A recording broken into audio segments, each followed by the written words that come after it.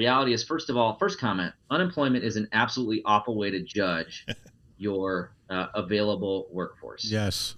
Unemployment tells you who has actively filed for unemployment Hmm. and who has met the criteria for unemployment.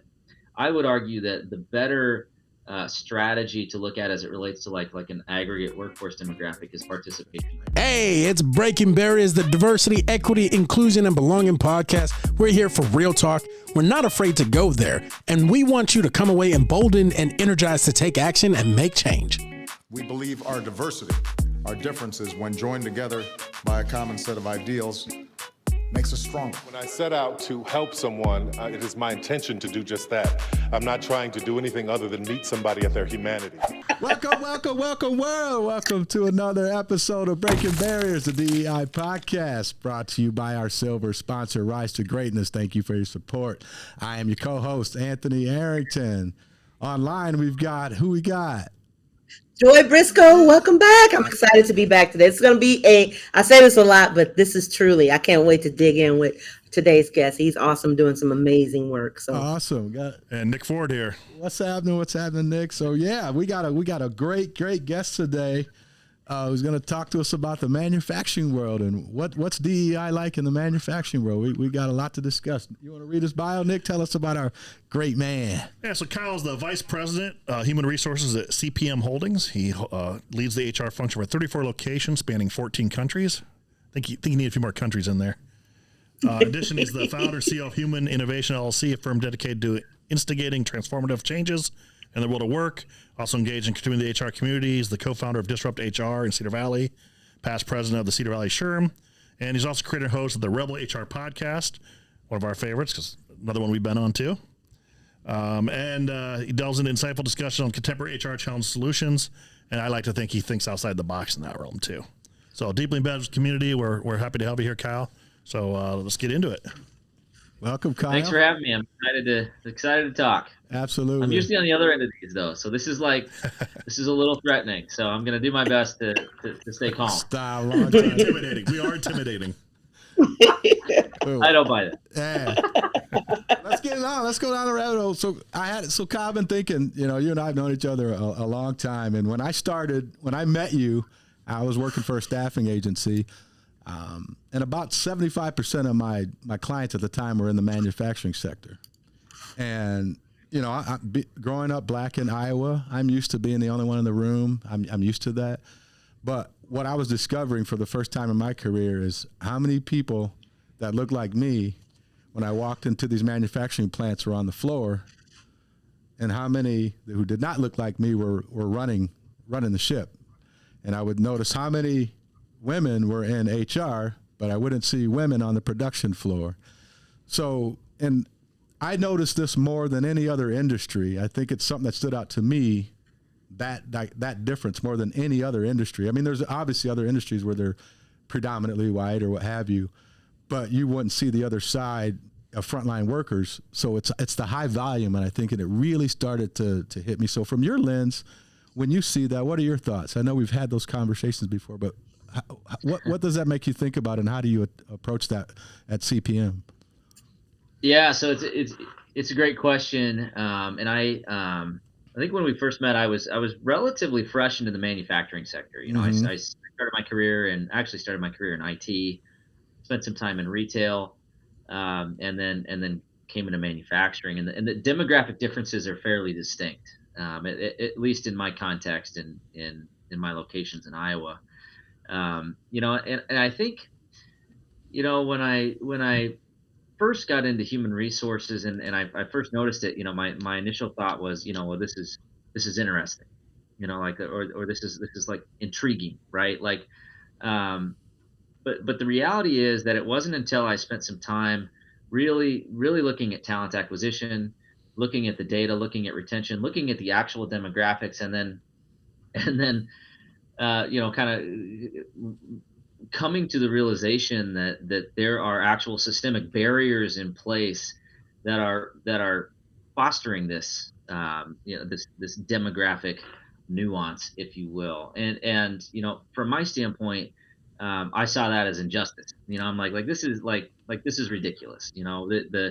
And so often you hear a corporation that talks about, well, we want our employees to reflect the demographics of our customers, or we want our employees to reflect the demographics of the communities that we operate within. And while that might be inherently true, um, that doesn't necessarily mean that you have equal representation at all levels of the organization, right? And so there's some stats here. So I think the first thing that I would comment there is to any HR professional that's listening, or leader in a manufacturing setting, is be honest with yourself about what those numbers are, and be honest with yourself about what those numbers should be.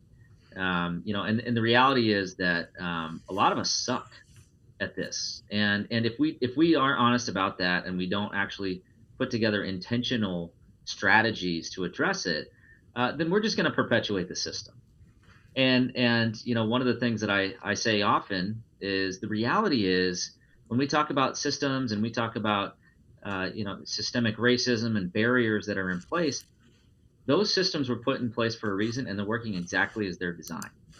So the only way to fix it is to change the system. And so it's a really long answer to your question, Anthony, but the reality is, when I see that, when I think about that, my mind immediately goes to, what is happening in this system to perpetuate these demographics.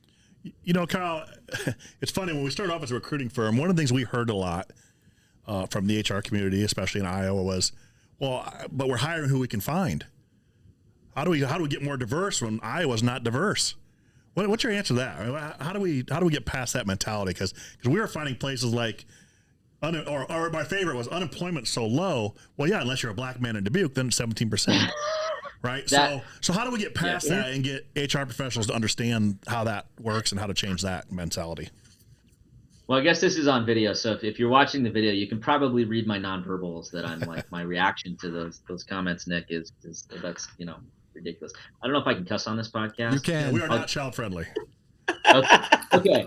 All right. It's bullshit. It's bullshit. All right. So the reality is, it's an excuse. And to any HR professional that says, well, we're hiring who we can find, then the answer is, your funnel's not big enough. So because you're not actually hiring who you can find, you're hiring the individuals that are seeing your employment advertisements. That doesn't mean that that's everybody that you can find. If you're only specifically recruiting in certain websites, or you're only employing certain tactics, your funnel is going to stay the same. So my approach has always been, let's open up that aperture, let's open up that funnel for people, so that we can bring in that diversity. I can poke holes all day in these unemployment numbers. The reality is, first comment, unemployment is an absolutely awful way to judge your available workforce. Yes. Unemployment tells you who has actively filed for unemployment, and who has met the criteria for unemployment. I would argue that the better strategy to look at as it relates to like an aggregate workforce demographic is participation rate. Labor force participation, yes. Because that actually tells you who's working and who's not working. And the reality is that participation rate has continued to reduce. So there are fewer people that hypothetically, above the age of 16, should be able to work. There's a lot of nuances in there. I will tell you where unemployment data is really interesting is when you go into the demographics in unemployment data. Specifically in the state of Iowa, you can find startling demographics that are extremely unemployed or underemployed. And no surprise here, it is minoritized communities that fit that criteria. And so, from my standpoint, again, that's an excuse to say that we're hiring who we can find. And the reality is that your talent acquisition funnel is not big enough, because I will tell you that there are a number of diverse professionals out there that we have been able to hire. In manufacturing, we have specifically been able to target a number of female candidates within our funnel. We've been able to increase our total female population by 2% since we started measuring. As an example, we've still got a lot of room for improvement, and we started measuring demographics at the leadership level as well. So it's not just about like hey, let's make sure that the demographics are reflective of the community that we're in. Let's make sure that our leadership team has diversity. And Kyle, I can't wait for my question. I didn't mean it, but okay, so here it comes, here it comes, because we know each other, right? And yeah, so I have a two-part question. I want you to talk a little bit about, because we're talking about like from the recruiting lens, and you are a person that has looked at barriers and actually said, I'm going to change things because I identified this as a barrier. So like lots of organizations still have that point system, right?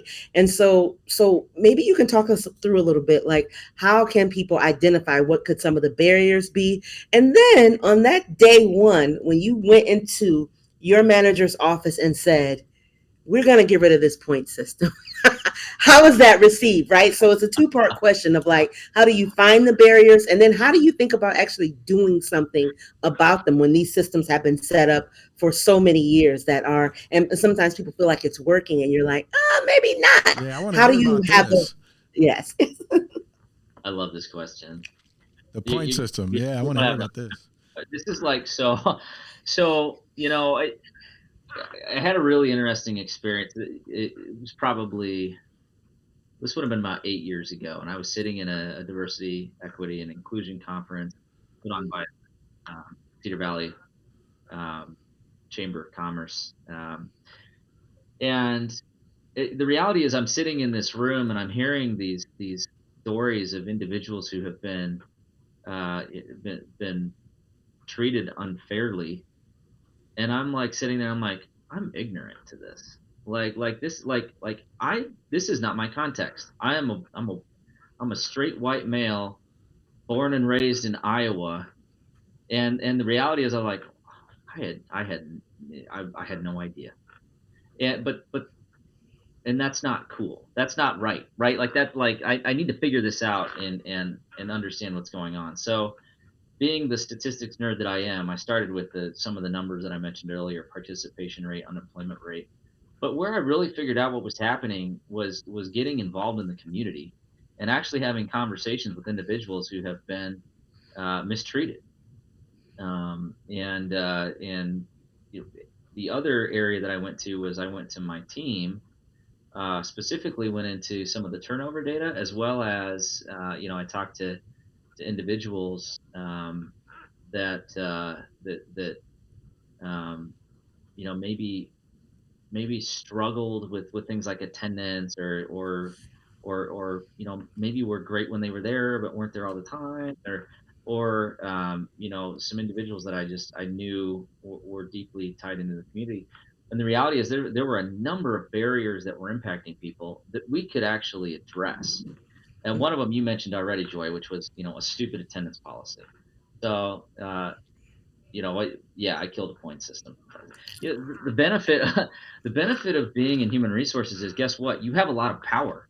Like, Hmm. you can change policies, right? So it's like, it's like the meme where you're looking around the room and you're like, well, who's the adult in the room? Well, the reality is, HR, you're supposed to be the adult in the room. So if Hmm. you've got if you got a policy that's not working, then you better damn well change it.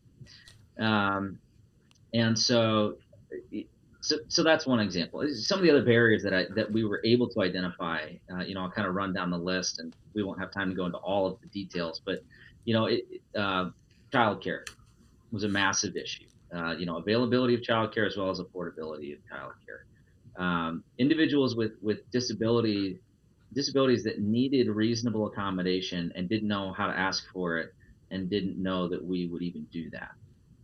Individuals who were formerly incarcerated, that people that just didn't have transportation, or reliable transportation. It was an issue.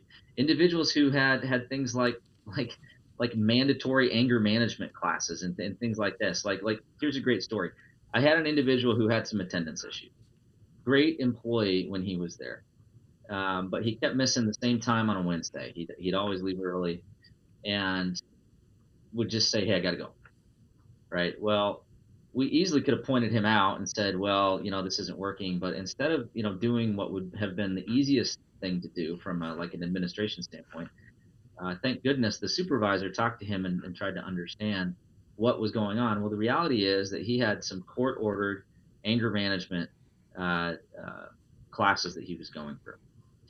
And the supervisor brought that to my desk, and I was like, well, okay, well, so he's got to miss at a certain time, and supervisor's like, yeah, and I'm like, is that big of a deal if you know that he's going to be gone? The supervisor's like, well, no, not really. We can usually kind of, as long as we're aware of it, we can cover it. And I was like, and he's working on ensuring that he can control his emotion and not get dysregulated and like be a more effective and productive member of society. Well, yeah. And I'm like, okay, we should excuse it.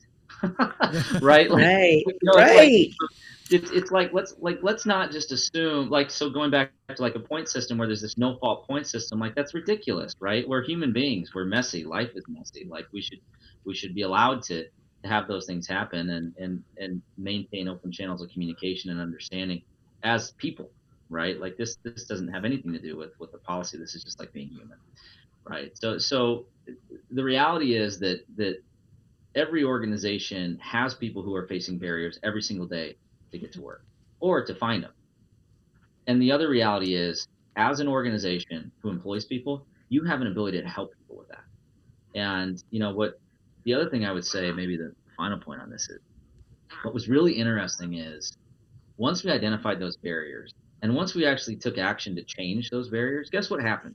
This is like a kindergartner could probably figure this out. Like people started to like our company more. Yes. Right. And then people had, our culture was a little bit more positive. We had some more applications start to flow in. That's right. Started to happen. Like we had a hiring event. So we had a hiring event on a Thursday. We did like a hiring fair. At the time, I think I had 60 open positions. Somebody took a picture, put it on Facebook, said this is a great place to work. We had like 170 people show up to this hiring fair. Like we had a line out the door. We ended up hiring. We actually offered 90 jobs. Wow. Ended up hiring most of them, and then we had like a waiting list of people that actually wanted to work there. And in one day, the staffing issues were gone. But it wasn't because we had a hiring fair. It's because we had a good reputation. Right. And Cal, that really hits home for us because we always say that things like recruiting, retention, diversity, inclusion, if people feel like they belong, the rest of it takes care of itself. Mm-hmm. Right? And it's just, that's what we're hearing. It's just. People don't leave great places to work. Right. No. Everybody's complaining about retention, and it's like there's some secret to retention. Well, let's give everybody ping pong tables and free lunch and all sorts of crazy things. And the reality is that doesn't matter as much as people loving the place that they work and working for a great company and having friends at work, enjoying the boss that they work for, mm-hmm. right? Like feeling like they're part of something bigger, feeling like they belong, like all of the things that all of us want intrinsically as human beings. Right. If those things are met at least to some level at your employer, you're not going to leave. Yeah. I mean, and if you do, guess what? And we see this at my company. If you leave, a lot of times you're going to boomerang right back, and you're going to be like, "Oh man, that was stupid. I can't believe that I left." Yeah. And then they'll tell everybody, "Don't leave. That was stupid. The grass is not greener." I mean, and for me, that's actually.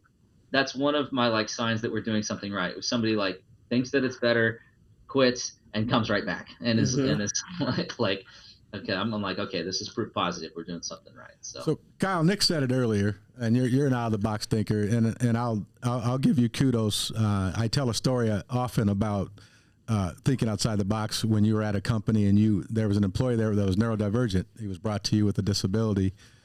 You literally took a storage room that was not being used. This employee had his superpower was repetitive work that nobody else wanted to do.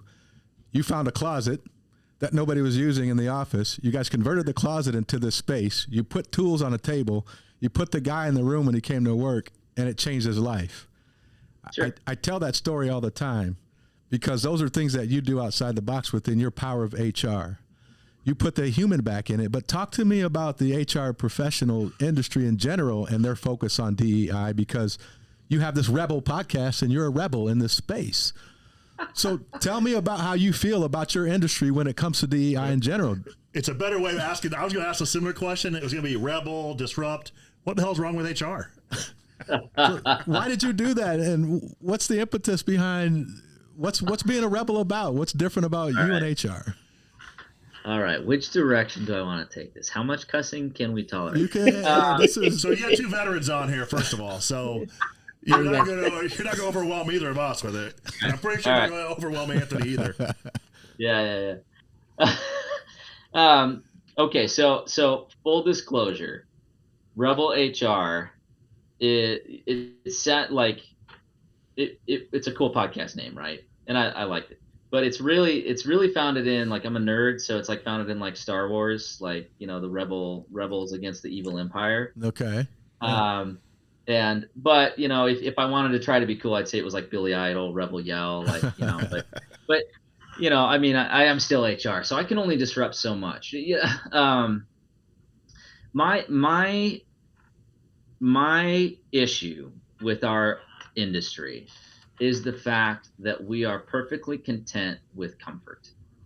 And it's easier for us to just execute what's already in place and make the people in power comfortable and happy.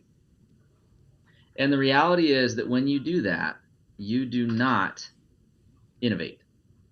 You stagnate. And you know, you've got individuals that are in power and perfectly content to just keep on keeping on because it serves them. But if we continue to do that, we won't see progress. And so, you know, the goal of the podcast and the goal of really the purpose of my work is to redefine human resources as an opportunity to impact an organization in a way that is extremely positive, and to be one of the most important pieces of an organization. The reality is every organization is it's people, right? It's not dollars. Dollars don't make things. Right. Dollars don't actually do the work. People make things. People do the work. People have the ideas, and people help support customers and growth and innovation. And so, you know, if that is the most important thing in an organization, then where the hell is HR? Right. And so as I think about our industry, it's about pushing ourselves out of our comfort zones. It's about embracing a little bit of that rebellion. In a way, my approach there is like, I like to think about it like positive forces for disruption, right? Like it doesn't necessarily mean that you're going to run into an organization, just blow everything up, and you know and start over with a blank piece of paper. The reality is that that's probably too disruptive to be effective. You need to find the areas where there is clear and evident change needed. There's, you know, and I guarantee you, if you go take a look at your recruiting, your retention, and your team culture, there's probably something in there where you need to go make a change. I guarantee it. That is a pure like, if anybody listening to this podcast wants to argue with that point, then please send me an email. Good luck. And I'm the case study on And your be my guest, right? And then you should write a book and become a multimillionaire and never have to work again. Yep. But you know, take a look at those things. And then I like the term rampant incrementalism. So be completely crazy and focused on getting a little bit better and changing something for the better every single day. And you know, there's a lot of research that's really where the change happens. And then once you start to get this flywheel of change and flywheel of innovation, and you start to get people that believe in you, then you can start to really get a movement going. And so the podcast itself focuses on innovators and people who are doing something slightly differently than we normally would. And the intent is for that to be specifically consumed by people, leaders, and HR professionals that can do something with it and go out and make a positive ripple in their organization. So, but the reality is, some of us suck. I mean, I'll say that. Yeah. And if that hurts your feelings, HR professionals that are listening to this, it's probably you. Look in the mirror and realize, oh yeah, maybe I do suck at that. Maybe I have been facilitating a stagnant culture and stagnant policies that are not helping our organization innovate and move forward. Well, and we it's like call that facipulation, right? Facipulation. They're facipulating. It's funny. I mean, words matter, and the title of your job often is human resources. It's not policy resource manager. It's not law resource manager. It's not discipline resource manager. It's human resource manager. And what I hear you saying is you're trying to. It shouldn't be a rebel move, but putting the human back in human resources, which seems to be a rebellious move these days. Here's the thing. It's sad that that's rebellious. Yes. Mm-hmm. That's the issue, right? The issue that having a humanistic focus in my function is rebellious. Yeah. That's problematic in and of itself. And It that's shouldn't part be. that's part of the point, right? So it's like, One of the things we see HR individuals professionals struggle with, it seems like, is getting help that they need. I mean, you have said some things you suck at, right? I mean, there's some things that people suck at, but it seems like there's this overwhelming desire not to get help, and just it's like your little fiefdom, right? So how do we break through that? How do we get HR professionals to realize like it's okay to get help? Yeah, I think a lot of this starts with self-awareness, right? Listen, I know there are certain things that I am not equipped to do. You want me to stare at a spreadsheet for hours on end and pick out every nth level of detail. I'm going to be miserable, and so are you, because it's not going to be very good, right? So I'm gonna use my resources. Every HR professional needs to make really good friends with a couple of key people.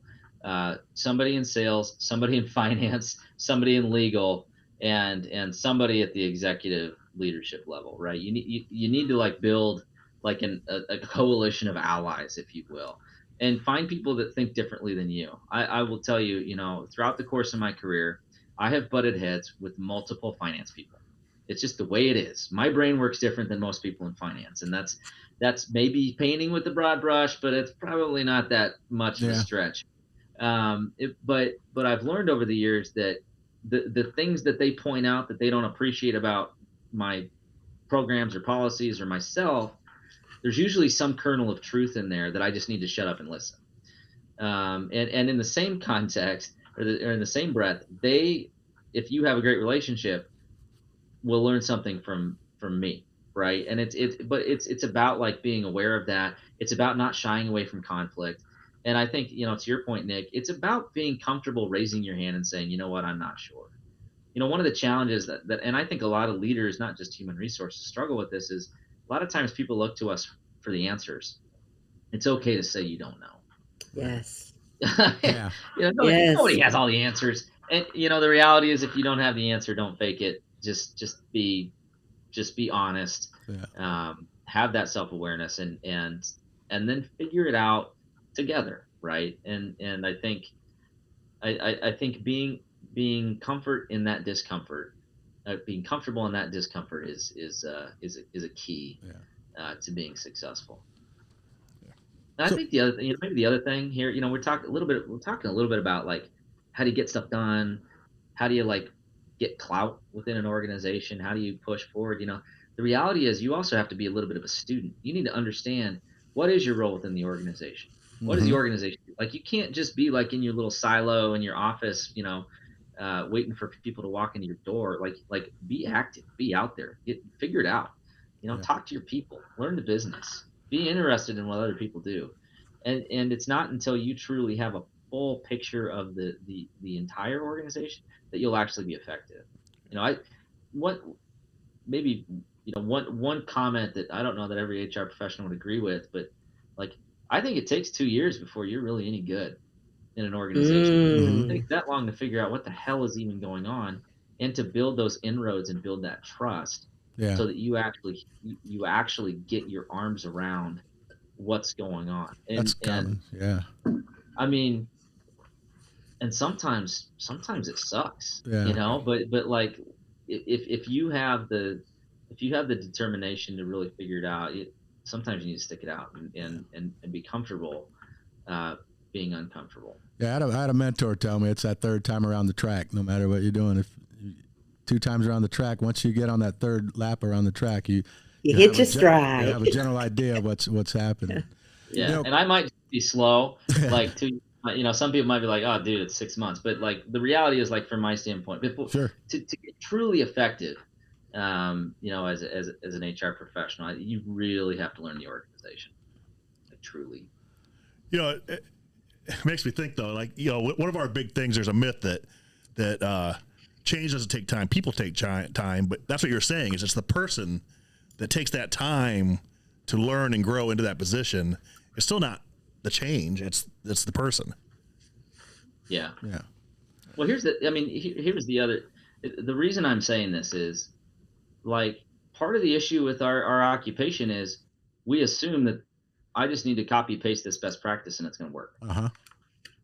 So, but that doesn't work. Yeah. Every organization's different, right? I mean, if I came into my organization, fairly small, fairly entrepreneurial. We have some policies, but we're not policy heavy. Very, very light bureaucracy in my organization, which I love, by the way. It's a good fit for me. Just leave it there. If I were to come in with some like Fortune 500 company handbook with like 75 pages and slap it down on the desk and say, "This is what we all need to do," I'd be laughed out the door. Like it wouldn't even work, right? But so often that's what we try to do because it's what we did back when we first learned what to do, or we heard about it in a college class. Well, this is supposed to be our compensation philosophy. Well, what the hell does that even mean? Right. Are you paying fairly and equitably? Okay. Is this actually going to help you do it? No. Okay, then don't do it. Right? It's forcing people to follow a process instead of thinking critically. Right. And oftentimes people don't even think about like when those processes were built, they were oftentimes built to benefit certain groups and burden certain other groups, right? And so again, if we are going to be where this is the only way you have to do it. Now, again, I think about being a military, right? So there are some policies that are in place because for safety and things of that nature, but not all of them are because of that. And there oftentimes were things that I can look at, and I did look at and say, okay, so why are we doing this again? And if nobody in the room can remember why we're doing this, it probably needs to be something that we examine and look at potentially doing differently. The person that wrote this has been dead for 20 years? Yeah. Okay. Exactly. Well, and you said it earlier, Kyle, that to piggyback on what Joy just said, we know that systems were built to disadvantage certain people. And you started the show by, in the very question of saying systems are doing exactly what they were designed to do. Right. And so we have to break the system. So let me ask you, you're in a position of power. Like you said, HR folks have power. You're a white male in a manufacturing company dominated by people that look like you. I looked at y'all's leadership team. How are you impacting change at CPM, and what advice would you give other folks in your position to do the same? How are you impacting change?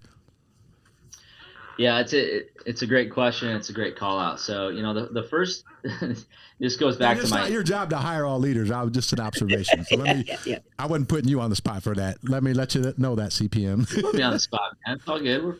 We're friends here. Absolutely. That's how we do it. But the reality is I should be on the spot, right? Because I'm the global vice president of human resources. I'm the senior leader of human resources, and I own the talent within the organization. And if the talent is not representative of the diverse communities that we serve, then I'm failing.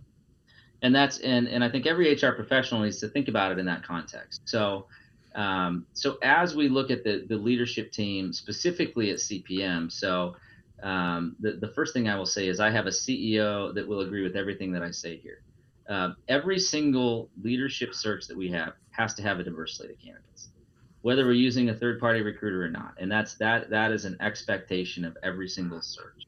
Nice. As I think about making change at the top level, what we have been very intentional about is, as we have had individuals depart the organization for various reasons, we've employed that same methodology. So if you look at the demographics of the recent hires on the leadership team, you will see a much more representative slate demographically of new leaders. And the reality is we have a lot of leaders that are white males because they have been in power for a long time. So, for kind of going back to my comment about like, you have to be disruptive, but you have to be thoughtful about some of the disruption that you make. Right. It is about being respectful of the heritage and in the organization, and understanding that, what got us to where we are, and we've been a very successful company for a number of years, been Right. around for over 140 years, that we can still be respectful that we have been very successful because of the talents of the individuals in charge. No That's question. an honest assessment. But that doesn't mean that we're going to continue to use that same type of recruiting and promotions um, and strategies and systems that we have used in the past. And I've been there 6 years. So, I can say that we are seeing progress, but we have a lot more work to do on maybe a broader level, internally to the organization. We've done some things that have shown some initial results and are fairly promising, and it's been looking at like internal coalitions is what I would call them. So we have a DEI coalition that taps into the geographic diversity that we have. So we have we have a ton of diversity in the organization. I mean, it's Mm-hmm. like reflective of the world, Yeah. and because we're global. So we have a coalition that helps us with guidance. They help define the expectations of the organization. We do an audit every year called the Global Diversity, Equity, and Inclusion Benchmark Tool. And I would strongly, it's a free resource. It's like literally the answers to the test. Like, it's a roadmap of here's the things you should be doing to be considered best in class for DEI B uh, in the world. It's a great assessment. So we do that every year. The coalition does that for us, and then we take a look at that. We action items off that. We have put together a couple employee resource groups. One of the groups, the Women's Initiative Network, is specifically focused on empowering and elevating women within our organization. And then we are just this year we're kicking off a young professionals employee resource group as well to help younger professionals belong within the organization as well, and a sustainability employee resource group as well. And what we've seen is it's been interesting to see the kind of the growth of these groups, and they kind of caught on internally. And what we have seen is through these groups, as an example, I just promoted the chairwoman of our WIN group into a vice president role, because she did such a great job setting up the group, and has earned that through the work that she's done within the organization as a leader, as well as through her performance in a sales function. And it's just been awesome to see her career grow. Way cool. One of the other, maybe the final thing I'll say is, we were honest with our demographics. So we took a look. This is U.S. specific. We took a look at our U.S. population, and then we took a look at our benchmark. Specifically, this is focused on women. The industry benchmark is 18% female within the equipment manufacturing sector, and you can view this stuff on the BLS, like it's out there, guys. So Right. no excuse. Our organization at the time was only 14% female, so we were like, well, that's bad. So we went out and we diversified our talent acquisition approach. We set a target that we're going to hire at least 20% women into all roles. And right now we're up above, we're at 16.5%, and we've been doing this for about a year. So like while the change happens kind of slowly, just because of the natural way of how you turnover and talent acquisition. Yeah. The reality is you can make change. You just have to make a decision to do it. So. Well, I agree with that. It's funny. I think Joy, you shared a stat with me a couple weeks ago, and I've been carrying it everywhere with me because it blew me away, and it speaks to what you said, Kyle. And it was between 20 and 2021, post George Floyd, 24/7 Wall Street did a study and showed of the S&P 100 companies, of the 300,000 people hired in 2021, 94% of them were people of color, and that included at management levels. So what that says is there is no excuse, and you're right, Kyle. When there's intentionality, you can do the work. So Gotta want to do it. yeah. Or you, Joy? You were gonna.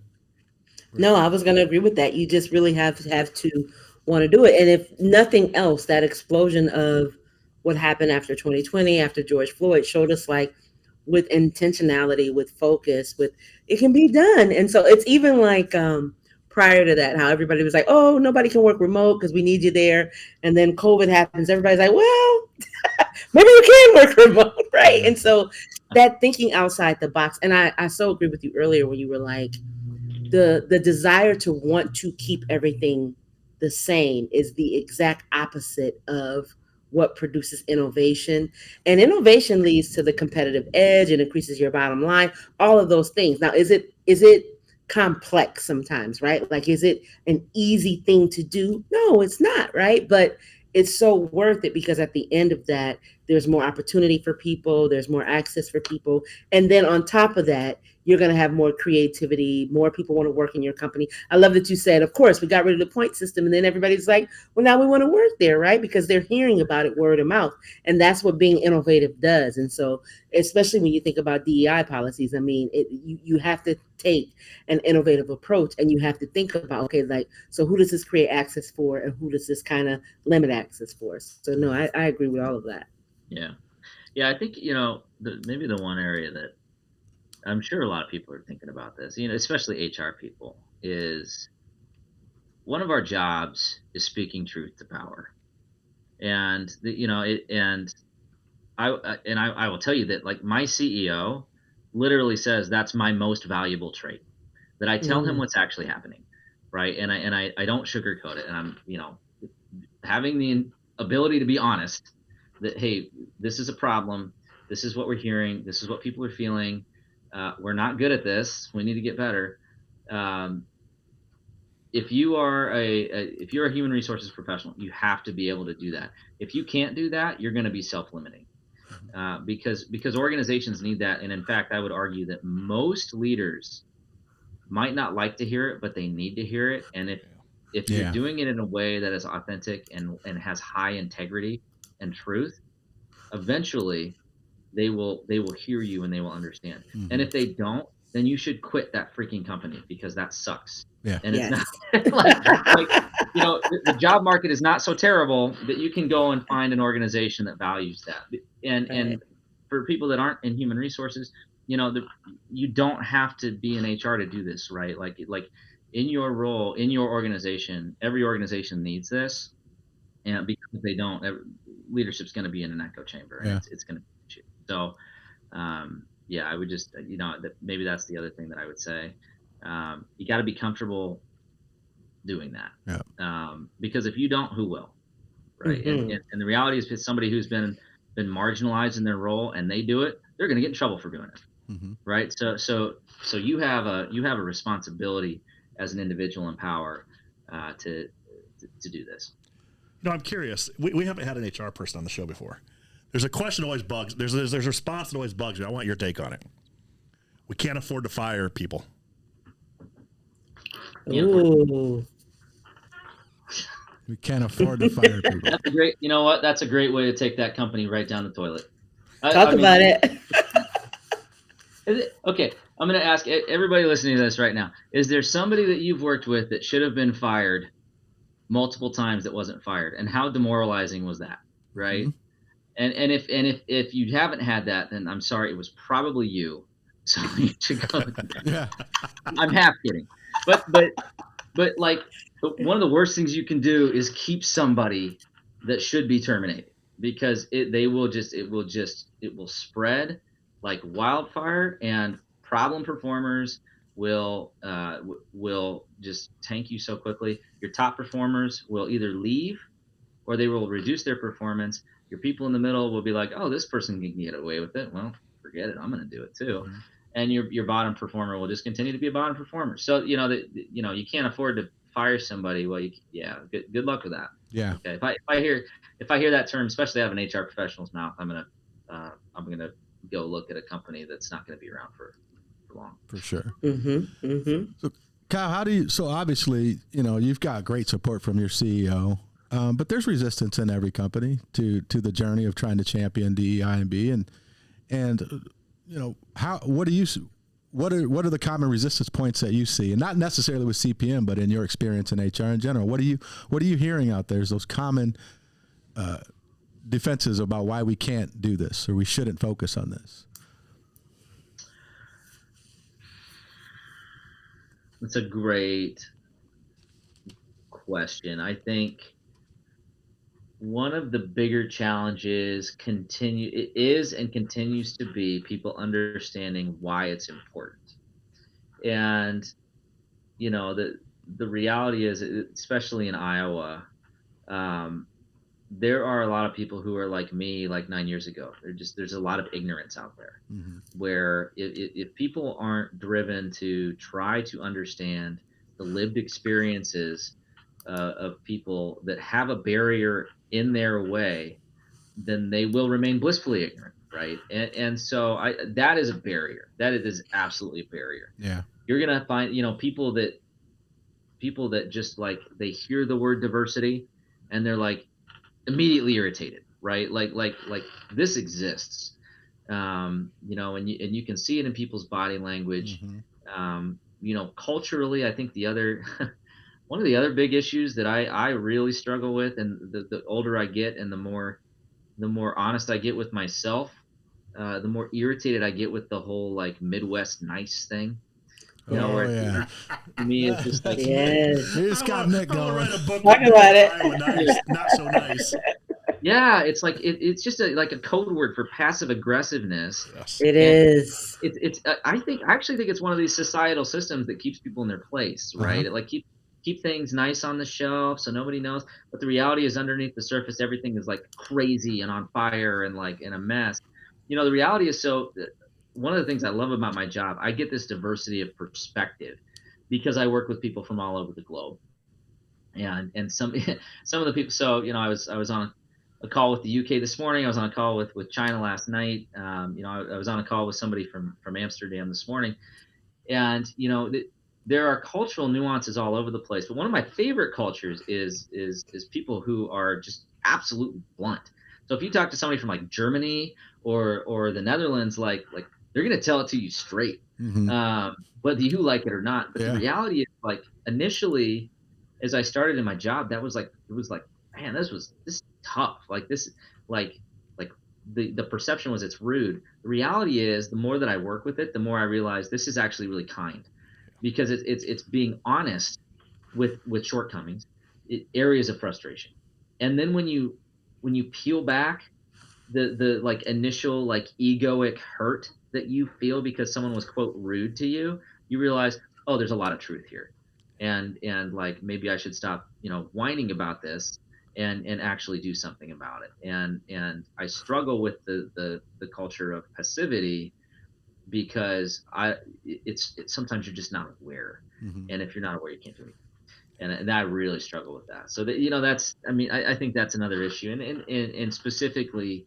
in the DEI context, it will prevent actual change from happening, and people will get along to get along, but no actual real change will happen. Waste a lot of time. People will not truly belong. Yeah. That's my intent. My impression is Iowa nice wastes a lot of time. It does. Somebody told me clear is kind, and it's changed how. And we should have an episode about this one day. But as a woman, like, there's almost this certain expectation of how you are supposed to communicate, especially as you get into leadership, right? And if you become more where you're just like, okay, I'm going to be more direct, well, then what word often follows that, right? Being a woman in leadership, a Black woman in leadership, what that looks like. And so one of my mentors recently was like, well, Joy, no, clear is kind, right? Like, sometimes having some directness that actually lets people know, like, I'm not wasting your time. I'm not wasting my time. I value. And so that's been like a real mind shift for how I want to communicate, like coming into meetings and saying, like, these are the 3 things I need from this meeting. These are the 3 things we want to cover. But I'll be honest, it kind of took till I got to this big age before I was even really willing to do that, because I always felt like, well, you kind of got to, put the pill in the medicine in the sugar container, and it's still some, right? Like, there's a thing for respect and things of that nature, but also understanding that clear is kind, right? Like it is time. And that is the exact opposite of how we're taught in Iowa, because we are definitely taught in Iowa that you dance around, and if you're asking somebody for something, you kind of got to wait maybe 6 months for them. Yeah. You know what I mean? And now it's just like, hey, I can't do it right now. Check back with me. And Yeah. they know that that's really what I mean. And I'm not wasting your time, and I'm not wasting my time. You're like this guy. Hey, Joy, how do you feel about meetings to schedule more meetings? Well, it's funny. I think Iowa Nice, if we're all, it gets in the way of the work that we do, because there are organizations and leaders who want to move forward, but there's this fear. We call them culture sculptures, but there's this fear or other reason why they're not moving forward, and it stymies the work. It really does. I super agree. I knew this was going to be a good one. And I liked when we were going to have Kyle, because I felt like, again, he's going to talk about things that people can do. Like, this is what you can do. Like, these are be accountable, be willing to look at yourself, be self-reflective, do something. If you are in HR, then you are called on by being in HR. That means that you have some level of power. So you need to enact that to remove barriers for people. So I knew this was going to be good. Good. I think maybe the last point I'll make is, the reality is, if you look like the people in power and you actually care about others, then my opinion is that it is your responsibility to be honest and help others, right? And the reality is that I can say something in a room and say the exact same thing that you were going to say, Joy, and say it just like this, and people will listen, and you could say it just like me, and they will have a totally different reaction. And that's not Great. okay. And so the best I can be is an ally, and it's, in my opinion, it's my responsibility to make sure that we are creating spaces where people can truly be authentic and truly belong, and not have to have these masks on, and not be on stage, that they can truly be open and authentic, and ultimately that's going to make us better, not only as an organization but societally. Yes. Great way. I think that's a great way to end this episode, because boy, you dropped nuggets today. As Joy was saying, we really wanted to have you on because you're a person in a position of power, but we weren't just here talking. You were really dropping knowledge and dropping nuggets. So, any other comments, questions, any thoughts you have? I don't think, do we have a listener question today? Did we get a listener question from the audience? I had one, but I think we kind of covered it. Normally we have a listener question from the audience, but we probably just said it without giving them any credit. So we'll catch the listeners on our next show, please. And we'll probably have a lot of them by HR after this. So, all right. Well, thank you so much for your time, Kyle. Any last words before Joy wraps us up here? Yeah, we've covered a lot. This has been really fun. Yeah. I think, to maybe put a punctuation mark on this discussion, I do think that it's really easy to get frustrated and talk about what we need to do. And I think, and my guess is, if you're listening to this podcast, you're probably open-minded enough to realize there's some issues we need to fix as it relates to DEIB. It gets a lot harder to figure out what are the pragmatic actions that we're actually going to take in order to make this change. And so, I think what I would encourage people to think about is to not get overwhelmed, but to just figure out what are the things that we can do day in and day out, and that we can help others understand what they need to do day in and day out. And I have found that finding those little things can make all the difference in the long term. Thank you for that nugget. or as our show says, break barriers, but also don't be a barrier. Exactly. Kyle, thank you so much for joining us today. Again, we knew this was going to be a good episode.